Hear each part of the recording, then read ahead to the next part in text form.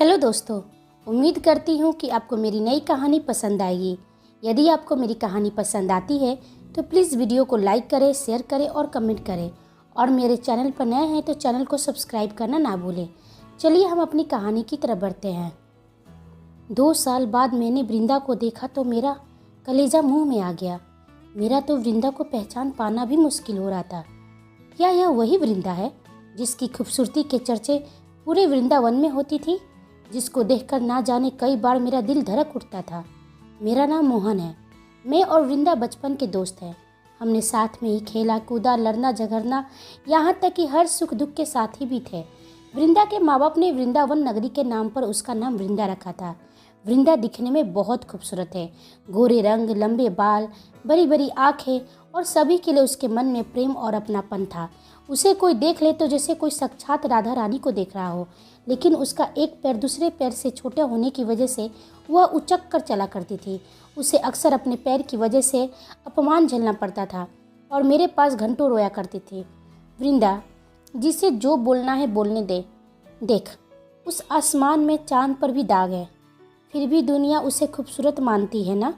वैसे ही तुझमें भले कोई भी कमी हो, मेरा प्यार तेरे प्रति कम नहीं होने वाला है। तू मेरे लिए इस दुनिया में सबसे ज़्यादा परफेक्ट है। यह सुनकर वृंदा के चेहरे पर स्माइल आ जाती थी। वह कहती, इतना प्यार करते हो, यदि किसी और से मेरी शादी हो गई तो। यह सुनकर मेरा दिल दुखों से भर जाता था। जा, मैं तुमसे बात ही नहीं करता। ये सारी बातें बोलकर मुझे तकलीफ़ क्यों पहुंचाती है? सॉरी, मैं तो मजाक करी थी। इस जन्म में अगले कई जन्मों के लिए वृंदा बस मोहन की है। पर मोहन, तू मेरे बापू से बात क्यों नहीं करता हमारी शादी के लिए? मैंने कहा, पहले उस काबिल तो बन जाऊं, नहीं तो तेरे बापू कहेंगे कि क्या खिलाएगा मेरी बेटी को। 2 साल की पढ़ाई बची है, पूरी होते ही सीधे नौकरी, और उसके बाद मेरी वृंदा अपनी मोहन की बाहों में। चलो हटो, मुझे तेरी बात सुनकर शर्म आ रही है। लेकिन मोहन, सोचकर मन को कितना सुकून मिलता है ना। सपने हमारे कितने सुनहरे हैं ना। मेरे घर में मेरी माँ और मेरी छोटी बहन की पूरी जिम्मेदारी मेरे ऊपर ही थी। जब तक बापू जिंदा थे मैं आवारा की तरह घूमता रहा, लेकिन उनके जाने के बाद जिंदगी की हकीकत जान पाया। मेरी बहन मेरे और वृंदा के प्रेम प्रसंग को जानती थी, वही हमें मिलाने में मदद भी करती थी। वृंदा के बापू बहुत ही कड़क मिजाज के व्यक्ति थे। वृंदा 3 बहनें थी, जिसमें वृंदा मझली थी। बड़ी बहन की शादी हो गई थी, लेकिन वृंदा के पिता अपनी बेटियों को काफ़ी कंट्रोल में रखते थे।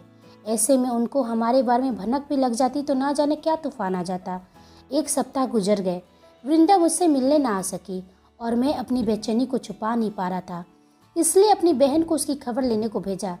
तभी मुझे वृंदा आते हुए दिखाई दी। उसे देखकर मेरे दिल को सुकून मिला। लेकिन यह क्या, उसके चेहरे पर 12 क्यों बजे हुए हैं? मैंने पूछा, कहाँ थी इतने दिन? मुझे कॉल करने से मना की हो, पर तुम तो कॉल करके बता सकती थी ना। उसकी आंखें पूरी तरह से आंसुओं से भर गई थी। यह क्या वृंदा, तू रो क्यों रही है? कुछ हुआ है? बता मुझे। उसने कहा, मोहन, बापू ने मेरी शादी तय कर दी है। अगले सप्ताह ही मेरी शादी है। अब हम एक दूसरे से कभी नहीं मिल पाएंगे। मैं भी गुस्से में झला पड़ा। ऐसे कैसे? आज तेरे बापू से मैं बात करके रहूँगा। मेरी वृंदा को मुझसे कोई दूर नहीं कर सकता है। नहीं वृंदा, तू मेरे साथ ऐसे नहीं कर सकती है। तू सिर्फ मेरी है। मैं नहीं जी पाऊँगा तेरे बिना। अब कुछ नहीं हो सकता है मोहन। बापू को अपनी इज्जत बहुत प्यारी है। ऐसे में हमारे बारे में उन्हें पता चला तो वो अपनी जान ले लेंगे।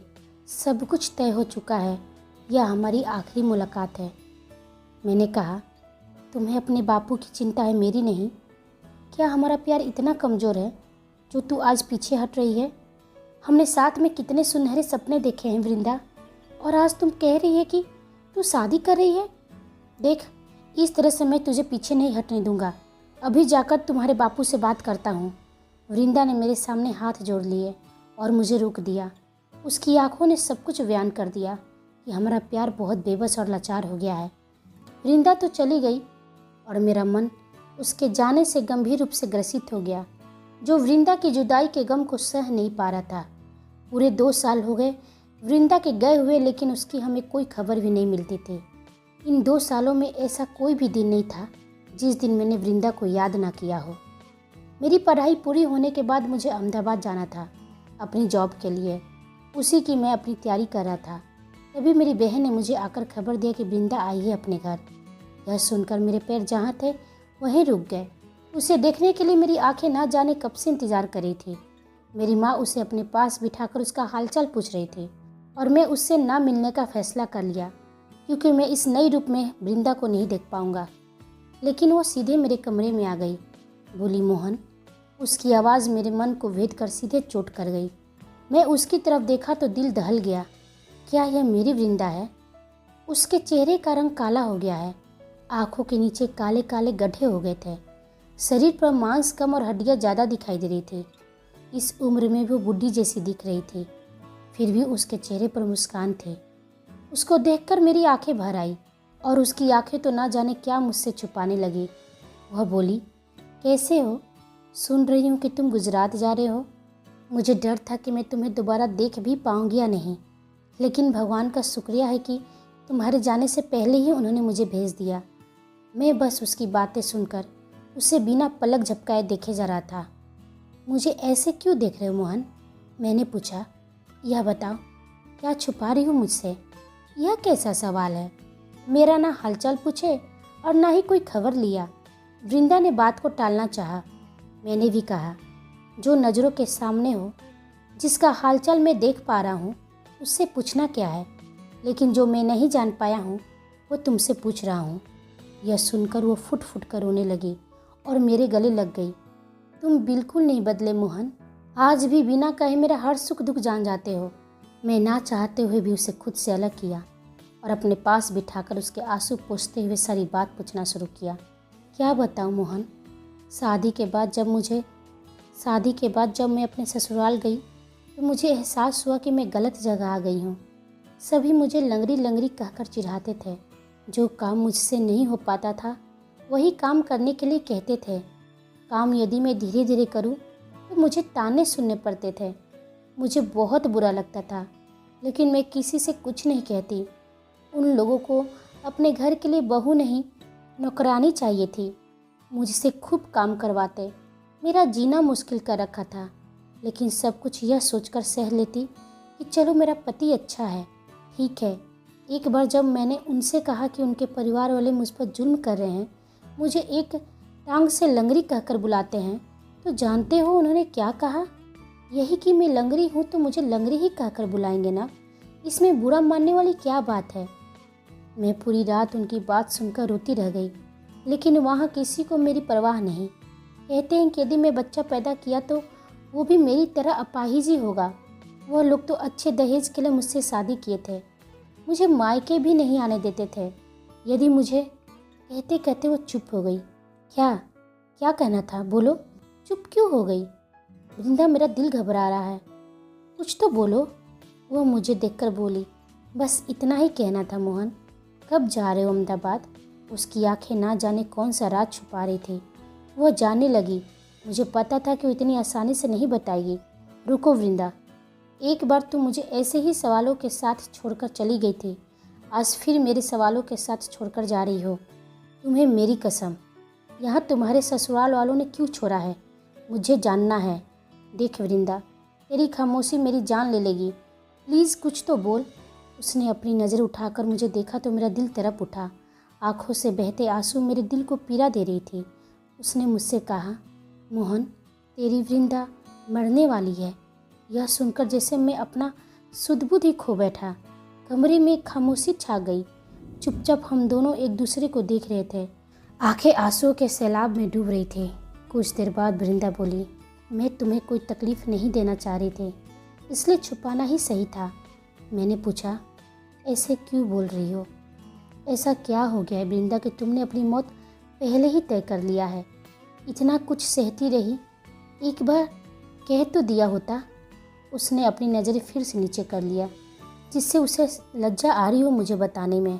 उसने कहा, मुझे एड्स है मोहन।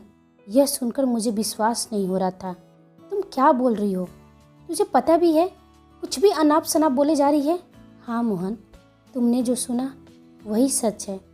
मुझे एड्स है, लेकिन मुझे यह नहीं पता कि मुझे हुआ कैसे, क्योंकि मेरे ससुराल वालों का कहना है कि मेरे पति को जब एड्स नहीं है तो तुम्हें कैसे हो गया है। वहाँ बार बार मेरे चरित्र का दमन हो रहा था।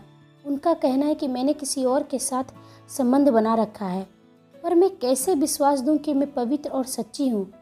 यदि यहाँ भी किसी को पता चलेगा तो सब मुझे ही चरित्रहीन ही कहेंगे। मैंने कहा, नहीं, तुम्हें हर वक्त अपने आप को सही प्रूफ करने की ज़रूरत नहीं है। तुम्हें किसी को अपनी सच्चाई और पवित्रता का सबूत देने की ज़रूरत नहीं है। पूरी दुनिया छोड़ो, खुद मेरा भगवान भी आकर कहेगा कि तुम झूठी हो, चरित्रहीन हो, तब भी मैं नहीं मानूंगा। मैं भी नहीं जानता कि तुम्हें हुआ कैसे, लेकिन यह मुझे पूरा यकीन है कि तुमसे छुटकारा पाने के लिए तेरे ससुराल वालों का ही कोई चाल होगा। वृंदा मेरी गोद में अपनी सिर रखकर बोली, मौत भी कम वक्त आनी थी तो थोड़ी इज्जत वाली आती, इस तरह से मुझे बदनाम तो नहीं करती। नहीं वृंदा, तू ऐसा क्यों सोच रही है? लोगों को जो भी सोचना है सोचने दे। फिर तेरे साथ जो हुआ उसमें तेरी कोई गलती नहीं है। मैं तुझे कुछ नहीं होने दूंगा। मोहन, मुझे तुम आज अपनी गोद में सोने दो। पता नहीं कल क्या हो जाए, कुछ देर के लिए ही सही, मुझे 2 पल का सुकून तो मिलेगा। इन 2 सालों में मैंने सुकून का एक पल भी नहीं जिया है। उसकी बातें मेरे दिल को बार बार झकझोर दे रही थी। उसने मुझसे पूछा, तुम्हें मेरी याद नहीं आती थी? एक बार भी तू मेरी खबर लेने नहीं आया? आया था कई बार, लेकिन तेरे घर के अंदर जाने की हिम्मत नहीं हुई, यह सोचकर कि कोई मुझे वहाँ देखकर मेरे प्यार को बदनाम न कर दे। यही सोचकर वापस लौट आता था। वृंदा तो अपने घर चली गई, लेकिन मैं सारी रात जागता रहा। सोचता रहा कि वृंदा को इस हाल में छोड़कर अहमदाबाद कैसे जाऊं। एक तरफ घर की जिम्मेदारी और दूसरी तरफ वृंदा, जिसको मेरी ज़रूरत थी। सुबह हो गई, तभी मेरी बहन मुझे आकर बताया कि वृंदा को अस्पताल लेकर गए हैं। उसकी तबीयत बहुत ख़राब है। यह सुनते ही मैं सब कुछ छोड़ छाड़ कर अपनी बाइक निकाली और सीधे अस्पताल पहुंच गया। वहां देखा तो वृंदा के मम्मी पापा परेशान बैठे हुए हैं। मैं सीधे उनके पास गया, तभी डॉक्टर आ गई। मैंने पूछा, वृंदा कैसी है? डॉक्टर ने कहा, ठीक नहीं है। अब सबको शायद पता है कि उन्हें एड्स है, फिर इस हालत में उसका ख्याल रखना चाहिए था। शरीर में तो उसकी जान ही नहीं है। मैंने कहा, डॉक्टर, इसका इलाज जैसा भी संभव है आप कीजिए। वृंदा को बचा लीजिए, उसे कुछ नहीं होना चाहिए। डॉक्टर ने कहा, हमने इलाज शुरू कर दिया है, मगर आपको एक बात मैं पहले ही क्लियर कर देती हूँ कि इसका कोई परमानेंट इलाज नहीं है। हम सिर्फ इसे बढ़ने से रोक सकते हैं। उनके पास कितनी लाइफ बची है यह भी हम नहीं बता सकते हैं। डॉक्टर, मैं जानता हूँ कि मौत को कोई टाल नहीं सकता है, लेकिन मैं आपसे यही रिक्वेस्ट करता हूँ कि मेरी वृंदा को बस इतनी ज़िंदगी मिल जाए जिससे मैं उसकी दामन में सारी खुशियाँ भर सकूँ। जब भी मेरी वृंदा को मौत आए तो उसके चेहरे पर सुकून के स्माइल हो। डॉक्टर ने कहा, हम पूरी कोशिश करेंगे। हमारी सारी बातें सुनकर वृंदा के पापा ने आकर मुझसे कहा, मोहन बेटा, मुझे माफ़ कर दो। मैंने कहा, आप क्यों माफ़ी मांग रहे हो अंकल? बेटा, मुझे तुम दोनों के बारे में पहले से ही सब कुछ पता था, इसलिए अपनी झूठी इज्जत बचाने के लिए मैंने अपनी बेटी की ज़बरदस्ती शादी कर दी।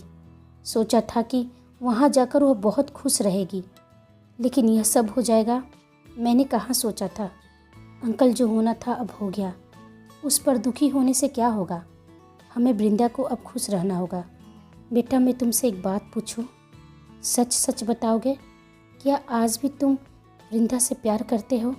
उनकी बातें सुनकर मैंने हाँ में सिर हिला दिया। बेटा, तुम मेरी बात मानो, तुम वृंदा को लेकर चले जाओ यहाँ से।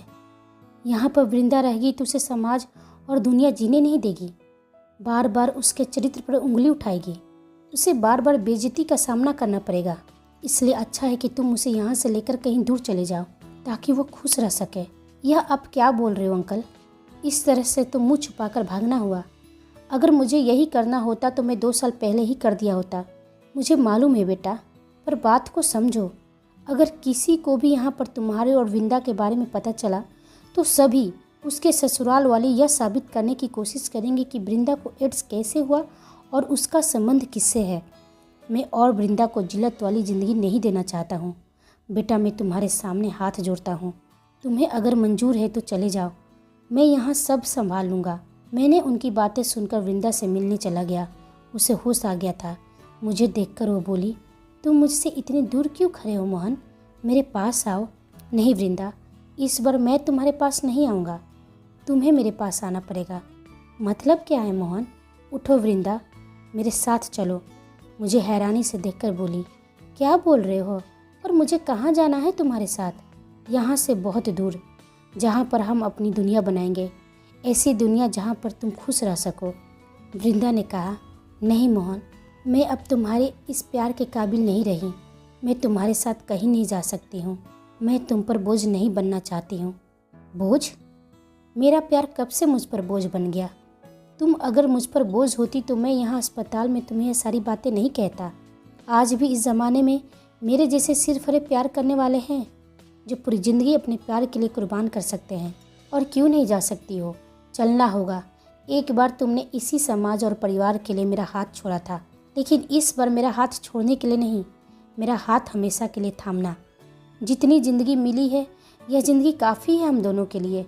इस ज़िंदगी में हम सारी खुशियाँ जी लेंगे, ताकि तुम्हारे जाने के बाद मेरे लिए तुम्हारी यादों के साथ जीना आसान हो। चलो वृंदा, हम अपने प्यार की अलग दुनिया बनाते हैं। वृंदा की आंखों में खुशी के आंसू थे। क्या तुम मुझसे अभी भी प्यार करते हो? पगली, तुमसे मैंने प्यार करना कब बंद किया था? जब तक जिंदा हूँ, इस सीने में धड़कन है, तब तक मोहन सिर्फ वृंदा से प्यार करता रहेगा। वृंदा ने उठकर मेरा हाथ थाम लिया और मैंने उसे बाहों में भरते हुए कहा, देख वृंदा। आज मोहन अपनी वृंदा को अपनी बाहों में भर लिया। अगली सुबह मैं और वृंदा अहमदाबाद के लिए ट्रेन पकड़ लिए। यह ट्रेन का सफ़र हमारी ज़िंदगी की नई सफ़र थी, जो कभी न ख़त्म हो, यही दुआ करता हूँ। आप सभी को मेरी कहानी सुनने के लिए धन्यवाद।